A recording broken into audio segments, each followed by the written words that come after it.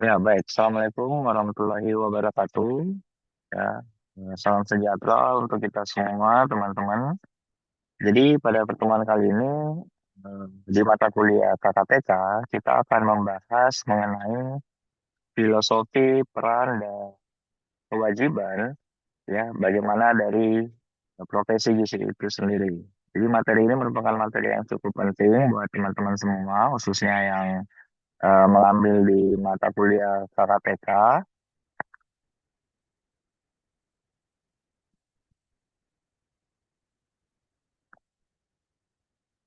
Ya, di mana di sini kita akan memahami ya bagaimana tentang gizi itu sendiri secara umum dan juga profesinya seperti apa, dan tentunya kita akan tahu juga ruang lingkup ya, pekerjaan dan tanggung jawab ya seorang tenaga gizi itu sendiri. Jadi melalui materi ini diharapkan dapat memahami profesi gizi yang memiliki peran yang sangat luas ya, dari pelayanan individu, pelayanan klinis, kesehatan masyarakat, sampai dengan penyelenggaraan makanan. Ya. Kita awali dengan melihat bagaimana kondisi gizi di Indonesia. Jadi kita ketahui bahwa Indonesia masih menghadapi berbagai permasalahan gizi yang kompleks ya, di mana salah satunya yang kita ketahui yaitu stunting. Ya, jadi hasil survei status gizi tahun 2024, data kita masih menunjukkan angka 19,8%. Dan selain itu, di sini juga berbagai upaya telah dilakukan ya, sehingga kita harapkan ya tidak ada lagi yang stunting. Namun masalah gizi tidak hanya stunting, kita juga menghadapi masalah lainnya seperti wasting, underweight, obesitas, dan berbagai masalah defisiensi zat gizi mikro lainnya. Tentunya banyak tantangan ya, dan kita melihat ada ketimpangan di antara wilayah, sehingga kapasitas sumber daya manusia, khususnya SDM bidang gizi, itu sangat penting. Dan kita sangat perlu data yang akurat ya, dalam rangka mendukung perencanaan dan evaluasi sebuah program. Kondisi ini menunjukkan bahwa tenaga gizi sebenarnya memiliki peran yang sangat penting dalam menjawab masalah ya, khususnya masalah gizi di masyarakat. Pada slide ini kita bisa melihat bahwa ilmu gizi itu memiliki ruang lingkup yang sangat kompleks.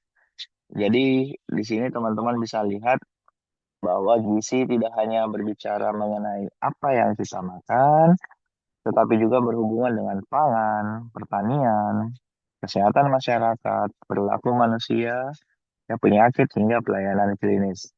Jadi secara umum, ilmu gizi dapat dilihat dari berbagai pendekatan, ya, dari food science, human nutrition, public health nutrition, sampai dengan therapeutic nutrition. Nah, artinya apa, teman-teman? Di sini kita bisa lihat bahwa seorang tenaga gizi harus memahami keterkaitan antara pangan, masyarakat, dan manusia sebagai individu. Karena kompleksitas ini, maka profesi gizi membutuhkan kompetensi yang sangat luas dan ya, kemampuan untuk bekerja sama dengan berbagai disiplin ilmu tentunya. Ya. Siapa itu ahli gizi? Pertanyaannya adalah, ya, ahli gizi adalah tenaga yang memiliki pendidikan dan kompetensi di bidang gizi, ya, serta bekerja ya untuk meningkatkan status gizi ya dengan pendekatan ilmu gizi tentunya. Oleh karena itu, ya, ketika berbicara tentang apa namanya eh, ahli, ya, kita harus melihat posisinya dalam KKNI. Ya, di sini kita bisa lihat bahwa dalam bidang gizi memang terdapat berbagai jenjang pendidikan ya, mulai dari sarjana. Di sini teman-teman ada sarjana gizi, kemudian ada juga S2, ada S3, dan tentunya ada pendidikan profesi, yaitu profesi gizi itu sendiri. Nah, di sini kita bisa lihat untuk menjadi seorang ahli ya, eh, tidak hanya dilihat dari pendidikannya, tetapi juga dilihat dari bagaimana pengalaman karirnya bekerja. Artinya kalau teman-teman lihat di sini ya, bahwa seorang ahli ya berada pada level yang cukup tinggi. Dilihat mulai dari level 7, kemudian level 8 sampai level 9. Artinya apa? Ya, meskipun pendidikan orang tinggi ya di sini sampai dengan S3 ya, tapi kalau pengalamannya masih sedikit itu belum bisa disebut ahli. Nah, makanya jika ingin menjadi seorang ahli gizi, ya harus memiliki pengalaman yang kompleks dan juga level pendidikan yang tinggi. Bagaimana dengan misalnya saya hanya pendidikan diploma, tapi punya pengalaman, itu tidak bisa dikatakan ahli karena dia tidak memiliki pendidikan yang tinggi. Jadi ini konsep ahli dalam kerangka kualifikasi nasional Indonesia.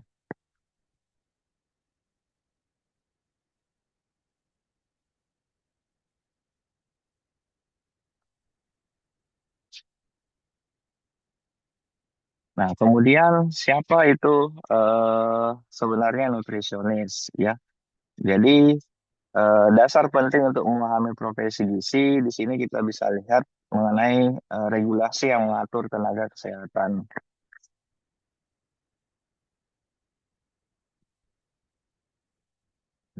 Jadi eh, dalam regulasi yang mengatur tenaga kesehatan ya ada namanya Undang-Undang Nomor 17 ya tahun 2023.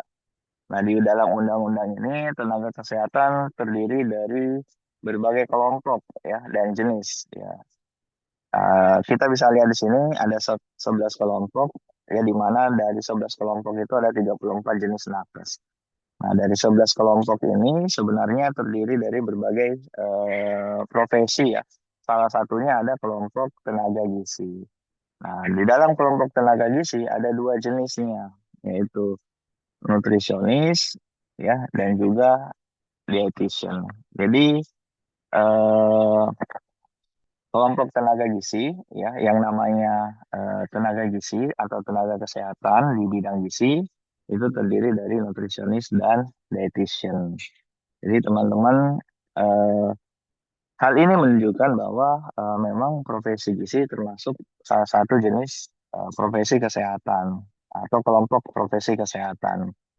Ya, jadi eh, perlu teman-teman ketahui selain kelompok tenaga gizi, ada juga kelompok tenaga perawat, kemudian kelompok tenaga kesehatan masyarakat, dan khusus untuk fisioterapi itu masuk di kelompok tenaga keterapian fisik. Dan ada juga kelompok tenaga lainnya, misalnya kebidanan, psikologi klinis, ya teknik biomedik, dan lain-lain. Ya, jadi ada berbagai kelompok. Dalam hal ini nah, tapi kelompok ini juga bisa berkembang ya, sesuai dengan perkembangan ilmu pengetahuan dan teknologi dan kebutuhan pelayanan tentunya ya, dan bagaimana mendorong penyesuaian jenis tenaga kesehatan melalui kajian-kajian bersama pihak-pihak terkait.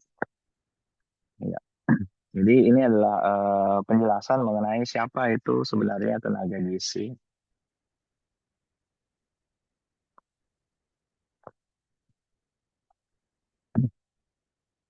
Baik, nah pada slide ini menunjukkan bahwa pelayanan gizi dapat dilihat berdasarkan spektrum kondisi kesehatan.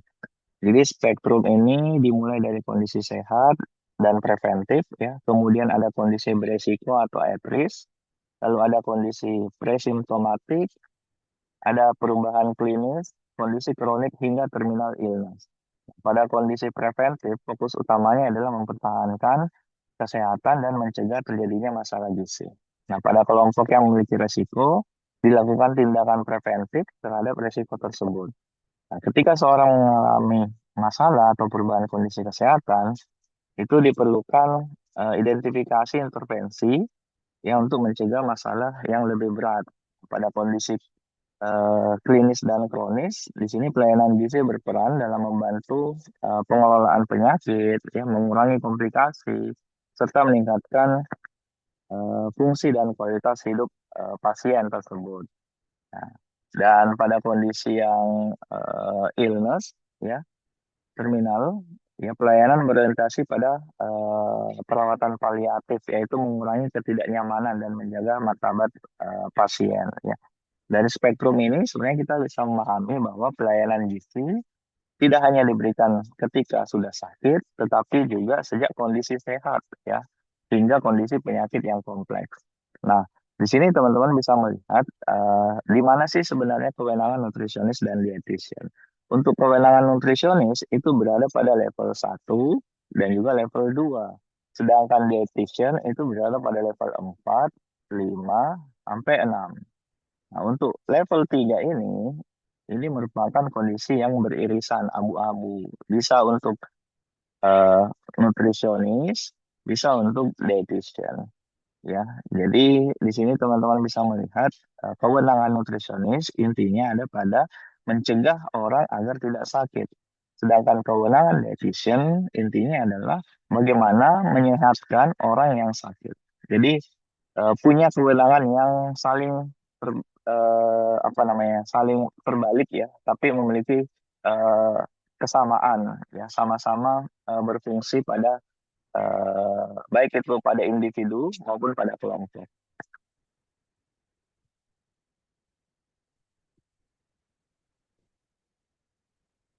Di sini kita bisa lihat ya bahwa pelayanan yang diberikan oleh tenaga gizi itu sangat luas ya. Pelayanan mulai dari rumah, kemudian masyarakat, ya, fasilitas kesehatan rawat jalan, puskesmas, hingga rumah sakit sampai dengan pelayanan home care gitu ya.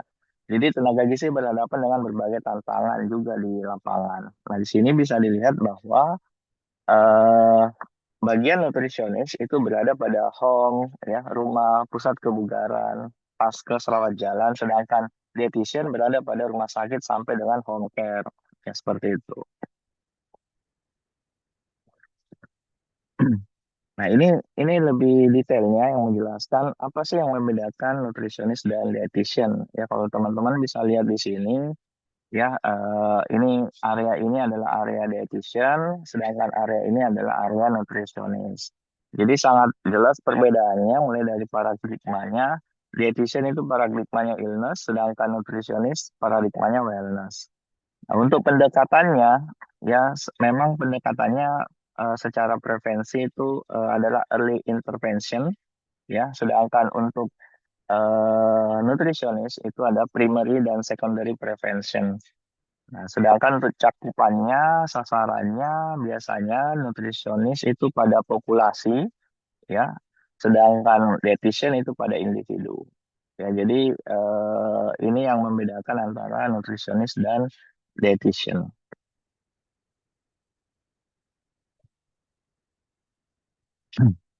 Ini kita skip saja. Nah, ini yang akan saya sampaikan di sini bahwa secara umum memang lulusan sarjana gizi dipersiapkan untuk bekerja di tiga lingkup utama. Ya, yang pertama adalah gizi klinis, kemudian gizi masyarakat, sampai dengan food service. Nah, lulusan sarjana gizi ini diharapkan akan menjadi eh, nutrisionis dan juga dietitian. Jadi cikal bakal seorang nutrisionis dan dietitian adalah dietitian. Oleh karena itu, mereka wajib memiliki ketiga bidang ini. Ya. Ya. Karena ketiga bidang ini merupakan fondasi utama ya yang harus dipahami. Ya, walaupun dalam perkembangan karirnya nanti memiliki bidang minat tertentu, misalnya minatnya di klinik sendiri atau di masyarakat sendiri, tapi pada akhirnya mereka harus mempelajari semua ini. Dengan dasar kompetensi yang kuat, tentunya lulusan sarjana gizi dapat melanjutkan ke pendidikan profesi, ya, atau dapat bekerja lebih fleksibel sesuai dengan kebutuhan masyarakat dan perkembangan dunia kerja nantinya. Kita lihat satu-satu lihat kompetensi gizi klinik ya. Misalnya di sini kompetensi gizi klinik yang pertama, ya, kompetensi ini membahas mengenai bagaimana asuhan gizi di fasilitas kesehatan, ya, mulai dari pengkajian gizi, diagnosis gizi, intervensi gizi, monitoring dan evaluasi sampai adanya kolaborasi interprofesional. Kenapa ini penting kolaborasi interprofesional? Karena memang dalam pelayanan kesehatan seorang tenaga kesehatan tidak melakukan pekerjaannya sendiri, tapi mereka bekerja sebagai tim, gitu ya. Jadi oleh karena itu salah satu kompetensinya juga berkolaborasi. Ya, dengan demikian ya, pelayanan gizi klinik merupakan bagian penting dari pelayanan kesehatan yang memang berorientasi pada kebutuhan pasien. Selain itu, ada kompetensi gizi masyarakat. Ya, berbeda dengan gizi klinik yang banyak berfokus tadi pada individu. Nah, kalau gizi masyarakat ini lebih berorientasi pada populasi. Ya, kompetensi intinya adalah mengelola program gizi masyarakat untuk meningkatkan status gizi populasi. Nah, langkah awalnya yaitu mulai dari analisa situasi, ya, setelah itu melakukan perencanaan, implementasi, sampai pada akhirnya melakukan intervensi, edukasi, dan promosi. Lalu ya tentunya harus ada monitoring dan evaluasi, dan tenaga gizi ya juga punya peran dalam pemberdayaan masyarakat sampai dengan advokasi. Jadi bidang gizi masyarakat ini tidak hanya memberikan informasi kepada masyarakat, tapi juga membantu menciptakan sebuah perubahan perilaku melalui sebuah program gizi ataupun pemberdayaan masyarakat. Kompetensi yang ketiga yaitu penyelenggaraan makanan. Nah, dalam bidang ini, seorang tenaga gizi memiliki peran dalam mengelola sistem penyelenggaraan makanan atau kita sebut food service. Ya, pengolahan tersebut harus memperhatikan mulai dari keamanan pangan, mutunya, kepuasan, kesehatan, dan keselamatan dari seorang klien atau pasien. Nah, selain itu juga diharapkan mampu merencanakan, menyelenggarakan, dan mengembangkan nutripreneurship, ya, wirausahaan. Jadi ini kompetensi intinya pada prinsipnya adalah mampu melakukan prosedur pelayanan gizi yang berkaitan dengan masalah pangan, status gizi, dan kesehatan. Di mana komponen kompetensinya itu agar penyelenggaraan makanan terlaksana dengan baik, ya terdapat beberapa komponen yang perlu dikuasai. Yang pertama, memahami standar dan pedoman penyelenggaraan makanan. Yang kedua, mampu melakukan perencanaan menu gizi seimbang dan menyusun siklus menu. Yang ketiga, eh, memahami pengadaan bahan dan bagaimana manajemen biaya juga dipahami. Yang keempat, eh, ya mampu menerapkan hygiene dan sanitasi serta termasuk keamanan pangan, ya sampai dengan prinsip HACCP. Dan yang terakhir itu melakukan evaluasi mutu serta layanan yang mengukur kepuasan kalian. Nah, semua komponen ini saling berkait, ya. Jadi penyelenggaraan makanan tidak hanya dinilai dari rasa makanan, ya teman-teman, tetapi juga kita juga mempertimbangkan bagaimana aspek gizinya, keamanan, biaya, kualitas, sampai kepuasan klien. Oke, ini kompetensi monitoring dan evaluasi. Jadi bagian terakhir, ya, kompetensi monitoring dan evaluasi atau biasa kita sebut MONET, ya memang ini bagian dari seluruh kompetensi baik itu tenaga gizi ataupun tenaga kesehatan lainnya. Pada prinsipnya, ya, program-program yang sudah kita rencanakan atau intervensi yang kita rencanakan memang tidak hanya ditentukan oleh pelaksanaannya, tetapi juga bagaimana kemampuan kita mengukur, mengevaluasi, dan menggunakan evaluasi ini untuk perbaikan di masa mendatang. Ya, itu ya intinya. Ya, demikian ya materi mengenai bagaimana filosofi, peran, dan kewenangan profesi gizi. Dari materi ini kita dapat memahami bahwa ya, profesi gizi memiliki ruang lingkup yang sangat luas dan kompleks, dan seorang tenaga gizi berperan pada pelayanan klinis, ya, masyarakat, penyelenggaraan makanan, sampai dengan monitoring evaluasi. Dan tenaga gizi terdiri dari nutrisionis dan dietitian, itu sangat penting teman-teman pahami, ya, sehingga saya berharap ya teman-teman dapat memiliki gambaran yang lebih jelas mengenai profesi gizi itu sendiri sebagai tenaga kesehatan, dan nantinya bisa berkolaborasi dengan. Oke, terima kasih atas perhatiannya. Mohon maaf jika ada yang kurang berkenan. Sekian, Assalamualaikum warahmatullahi wabarakatuh.